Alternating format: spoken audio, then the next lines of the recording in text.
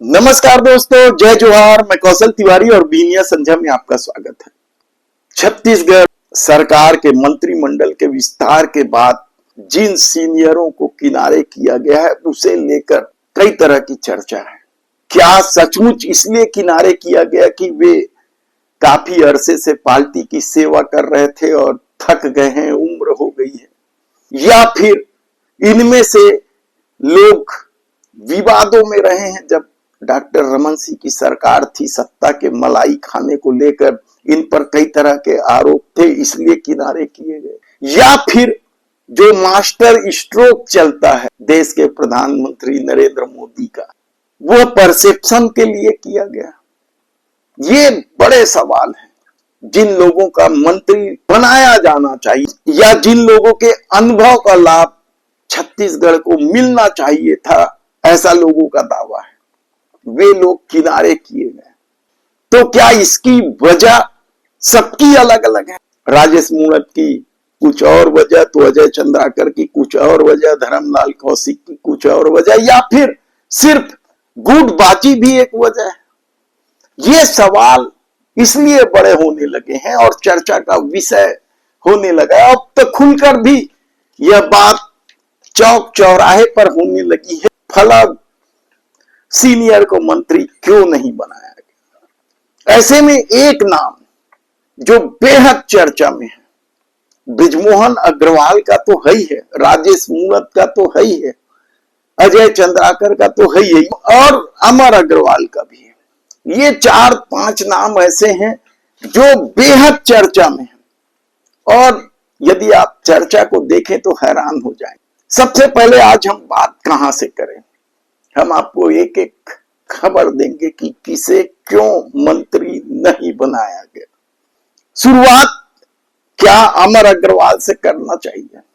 बिलासपुर के दमदार नेता, छत्तीसगढ़ में भारतीय जनता पार्टी का जमीन तैयार करने वाले स्वर्गीय लखीराम अग्रवाल के पुत्र हैं।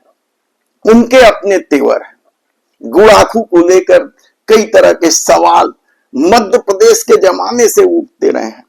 तोता छाप गुड़ाखू परिवार का यह व्यवसाय है और कहा जाता है कि इस पैसे के दम पर ही उन्होंने भाजपा को खड़ा किया था। ऐसे स्वर्गीय लखीराम अग्रवाल के बेटे अमर अग्रवाल की उपेक्षा को लेकर सवाल यदि उठ रहे हैं, चर्चा है, तो ये भी उठ रहे हैं, ये भी कहा जा रहा है कि मंत्री क्यों नहीं बनाया गया। डॉक्टर रमन सिंह की सरकार के दौरान जब वे वित्त मंत्री बनाए गए थे तो उनकी दमदारी के अपने किस्से थे, लेकिन सत्ता से नाराजगी की वजह से वे इस्तीफा दे और इसके बाद अगले चुनाव तक उन्हें इंतजार करना पड़ा था, और फिर चुनाव जीत कर आए थे, तब डॉक्टर रमन सिंह ने उन्हें मंत्री बनाया था। उनके दौर में स्वास्थ्य विभाग में गर्भाशय कांड, आग फोड़वा कांड के अपने किस्से थे, लेकिन अमर अग्रवाल की दमदारी की वजह से उन्हें इस्तीफा जैसे नाटक नौटंकी का सामना नहीं करना पड़ा था। हालांकि मांग बहुत हुई थी, लेकिन इस सरकार में उन्हें स्थान नहीं देने को लेकर जो सबसे बड़ा सवाल उठ रहे हैं या चर्चा है, कहा जा रहा है कि डॉक्टर रमन सिंह के कार्यकाल के दौरान अमर अग्रवाल ने जो खेल खेला था, जिस तरीके से संपत्ति बढ़ाई थी, ये चर्चा है, आरोप भी है, उसकी वजह से केंद्र से ही निर्देश मिल चुका था कि इसे नहीं बनाना है। हालांकि मंत्रिमंडल के विस्तार के दौरान उनके नाम की फिर चर्चा बड़ी हो गई थी और दिल्ली दौड़ के बाद भी उन्हें मंत्री नहीं बनाया गया। लेकिन चर्चा में जो बात सबसे बड़ी उभर कर आ रही है, उसके मुताबिक डॉक्टर रमन सिंह की सरकार के दौरान आरआर एनर्जी को जो 200 करोड़ रुपए का भुगतान हुआ था, वही अमर अग्रवाल को ले डूबा। ये चर्चा का विषय है। बिजली खरीदी का ये पूरा मामला है। डॉक्टर रमन सिंह की सरकार के दौरान 200 करोड़ का भुगतान हुआ था। इस मामले को लेकर तब हंगामा हुआ था, किस तरीके से विरोध को सेट कर लिया गया था। इसकी भी अलग अलग तरह की चर्चा है। हम आपको बीच बीच में जब भी इस तरह की घटना सामने आएगी बताते रहेंगे। एक्टिविस्ट ने जब इस पूरे मामले को निकाला था सूचना के अधिकार के तहत, तब पता चला था कि क्या खेल हुआ है। महालेखाधिकार ने भी अपनी रिपोर्ट में इस घपलेबाजी का जिक्र किया था, अनियमितता का जिक्र किया था। 27 अप्रैल 2004 को ये कंपनी रजिस्टर्ड होती है, जिसमें प्रभुनाथ पंडित, अशोक कुमार अग्रवाल, अमर अग्रवाल, सुभाष चंद्र सिंघल, अमन अग्रवाल जैसे डायरेक्टर थे इस कंपनी के। ये 14 सितंबर 2005, 2007 अलग अलग समय में अलग अलग ढंग से ये डायरेक्टर बने थे आरआर एनर्जी के। और ये सरप्लस स्टेट कहलाता है छत्तीसगढ़, वहां उसे बिजली बेच रहे थे और इसके एवज में 200 करोड़ रुपए का भुगतान हुआ था।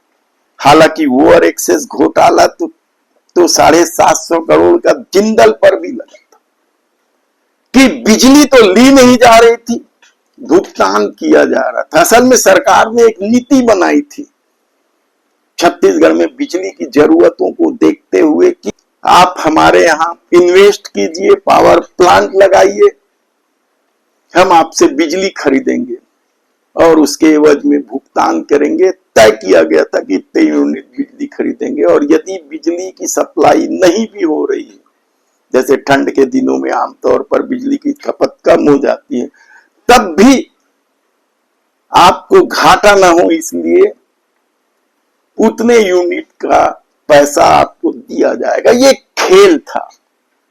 ओपन एक्सेस घोटाला तो बड़ा चर्चित था, लेकिन वह भी दब गया था, ज्यादा कुछ मिला नहीं है। डॉक्टर रमन सिंह की सरकार के दौरान पावर को लेकर ये बड़े घोटाले उजागर हुए थे या आरोप थे, चर्चा में थे, कुछ भी कह लीजिए आप।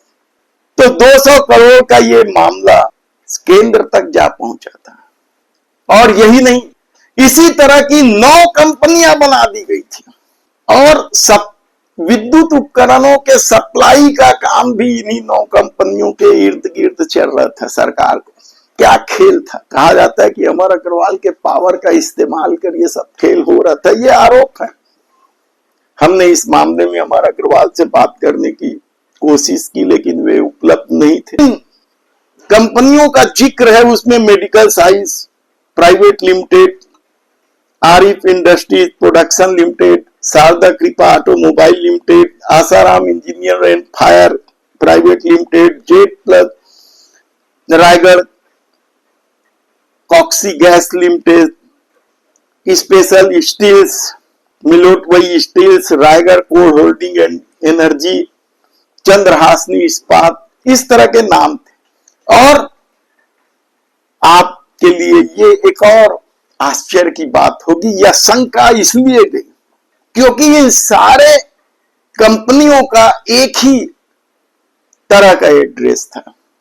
रजिस्टर्ड एड्रेस जो था सबका उमरिया झारसुगड़ा रोड रायगढ़।